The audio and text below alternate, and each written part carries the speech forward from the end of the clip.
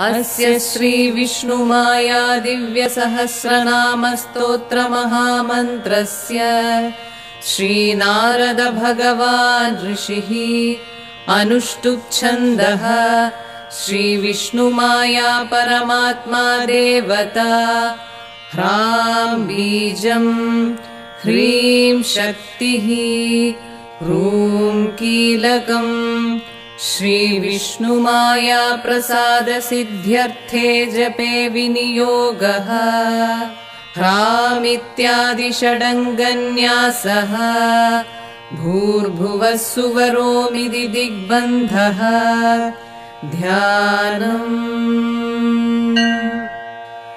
ध्यायेत् उमापति कूलिवागाभाग्यपुत्रम्